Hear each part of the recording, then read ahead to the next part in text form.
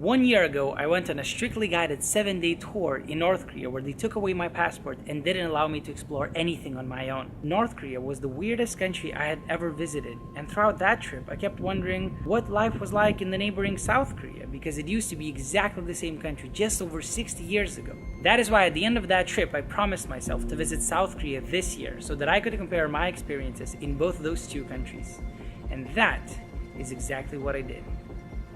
During the Second World War, Korea was under the control of Japan. When the war ended in 1945, the Japanese forces had to leave Korea, and it was eventually divided into two spheres of influence. The North was controlled by the Soviet Union and the South by the United States. In 1950, a war broke out between the two Koreas, and it only ended in 3 years, having claimed the lives of millions of people on both sides. Then, Korea was once again split into two along the 38th parallel, which was called the Demilitarized Zone.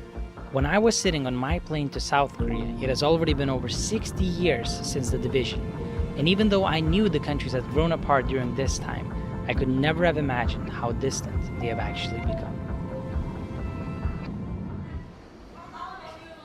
My first glimpse of life in South Korea was the Incheon International Airport. It was one of the biggest airports I had ever seen that was filled with thousands of travelers from all around the world.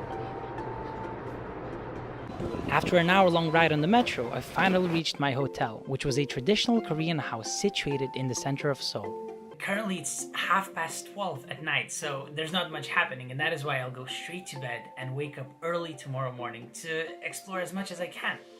The next morning, I met up with my friend, jumped on his motorbike, and went for a ride around Seoul.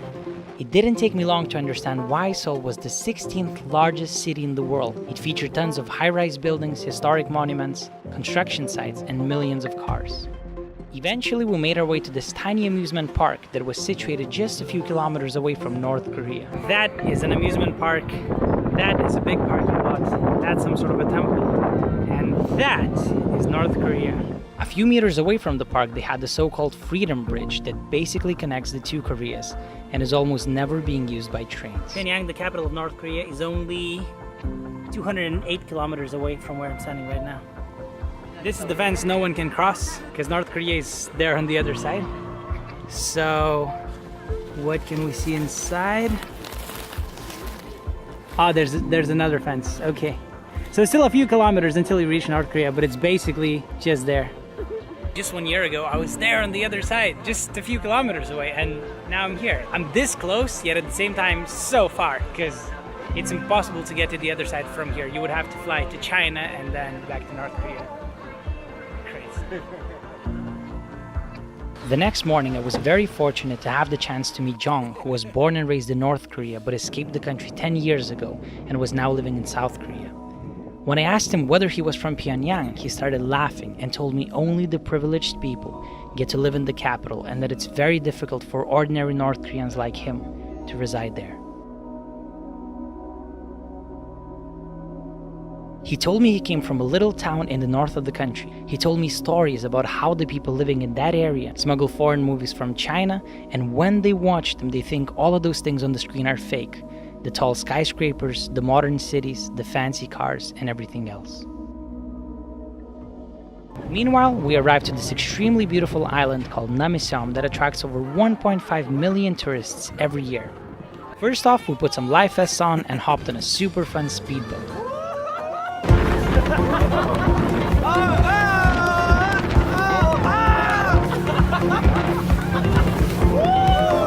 Then, we rented a tandem bicycle and went for a ride around that gorgeous little island.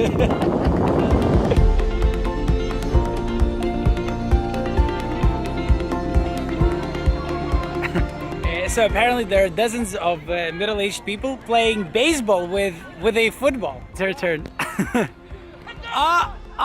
She's running now. Oh, she made it! First base. Okay.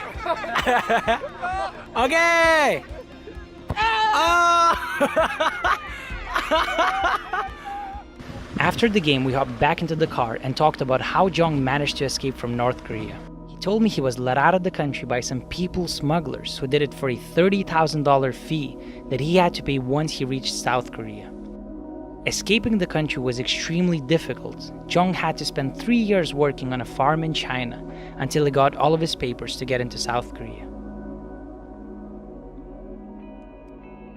Eventually, we arrived to the Garden of Morning Calm, which was a traditional Korean garden housing over 5,000 different types of plants. The park was filled with gorgeous water ponds, traditional Korean houses, tons of visitors, and a super fun bridge. This bridge is very unstable. Shit. Later that evening, Jong took me to a park where, as he said, only the local people hang out. Being there, I couldn't stop thinking about the park I visited on my last day in North Korea, that also happened to be the birthday of their eternal president Kim Il-sung. You see, our guides also told us that we were finally allowed to visit a park where only the local people hang out. When we entered the park, we were surprised to see hundreds of people dancing and seemingly having a good time. That felt a little strange to us because throughout the whole time in North Korea, people seemed afraid to even look at us. And in this park, everyone's suddenly very outgoing and sociable. That's why most people on my guided tour were convinced this must have been staged. And then, it suddenly hit me that if Jong had not escaped the country 10 years ago, I might have met him right there in that park, where we'd be a few meters away from each other, but couldn't even talk or look one another in the eyes. However, here in the south, we were riding speedboats together, having awesome lunches, exploring gorgeous botanical gardens, and were free to do whatever else we wanted to do, even something as crazy as this.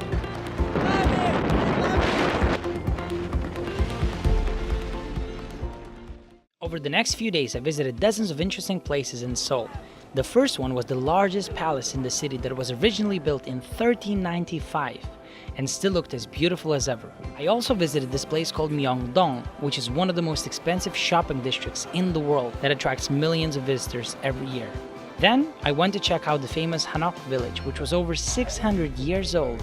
It's a very, very famous traditional Korean village where apparently the houses look exactly the same way they looked hundreds of years ago, and there's so many of them. The same day, I made my way to the Han River, which was filled with thousands of people having picnics, riding bicycles, and admiring the local street performers.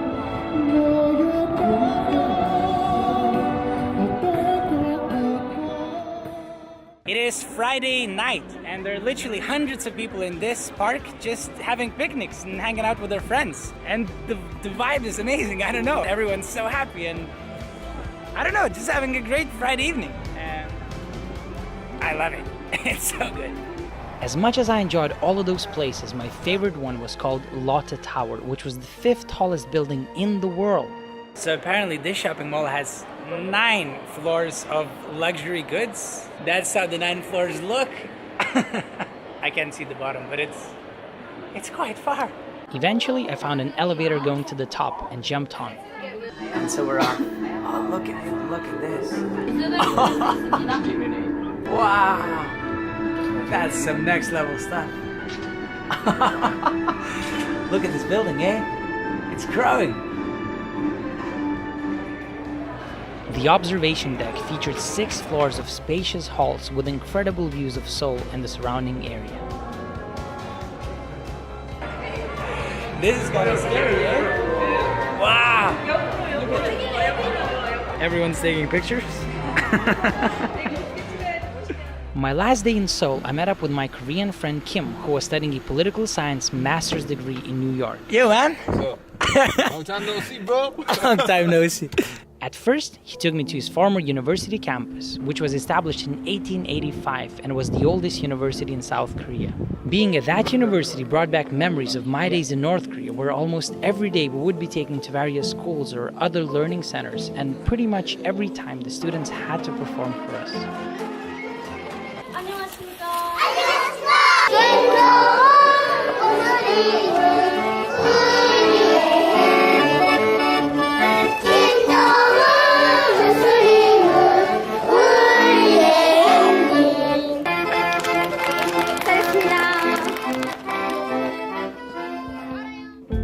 Here, however, the vibe was very different. The students couldn't care less about a tourist visit because they were all busy studying and hanging out with their friends. Later that evening, Kim took me to a few bars with his friends where everyone made sure I tried all the traditional Korean drinks and dishes. To be honest, Pepper in this, Yeah, you little gotta- bit, not too much. Little bit. Soy sauce, man. Yeah, good. Cheers! Welcome to South Korea. The next day, I took advantage of the fact that I was free to travel all around the country and hopped on the famous bullet train going down to the south of South Korea. 285 kilometers an hour. This is insane. 286. Wow. 8. Welcome to the bamboo park. It's just me and millions of bamboo trees right now on all sides. Oh man, this is so good. Then I continued my trip to a little mountain town situated next to the biggest national park in South Korea. There wasn't that much happening in that town, so I decided to check out the roof of my hotel. Wow, look at that. That's the roof, eh? Wow. Good stuff.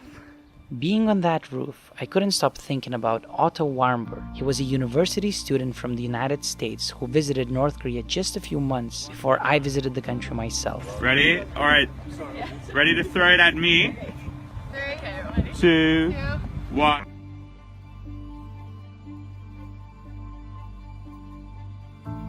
He allegedly went to the staff-only area of his hotel and tried to steal some propaganda poster that was hanging on the wall. He was later discovered and sentenced to 15 years of hard labor in North Korea. Then he reportedly fell into a coma and was released to the United States over a year later, where he died just a week after returning home.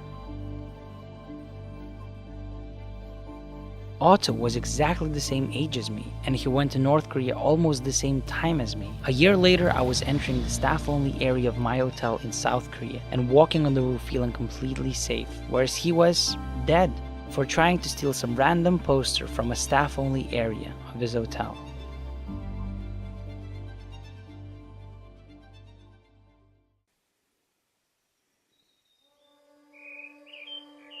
Early next morning, I set out to hike the second tallest mountain in South Korea that stands at 1,915 meters above sea level. I'm still about 4 kilometers away from the top, which is not that little, eh?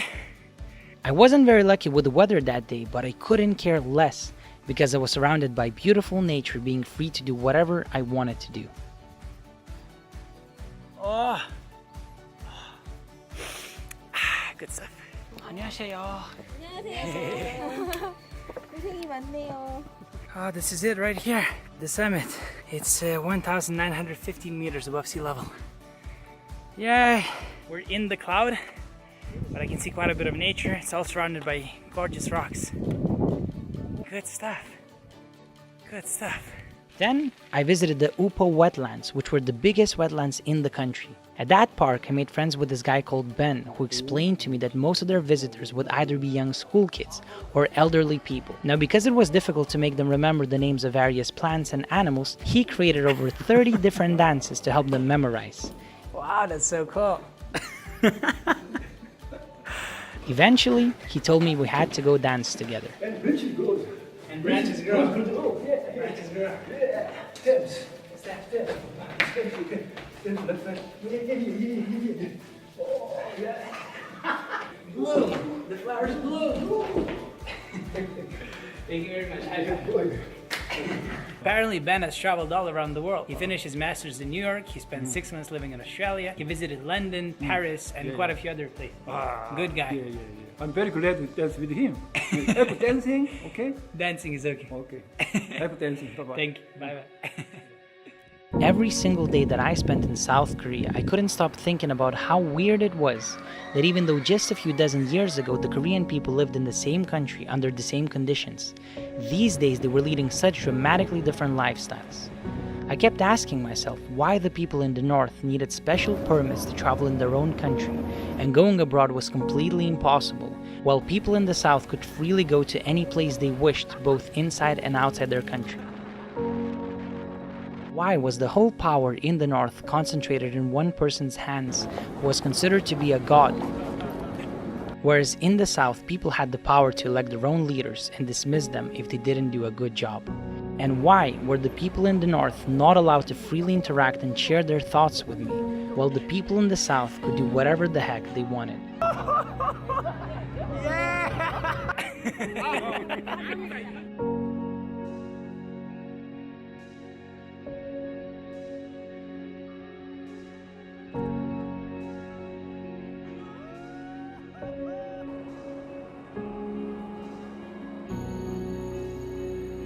Seeing these differences firsthand broke my heart. Why has life become so different for the Korean people in just a few generations?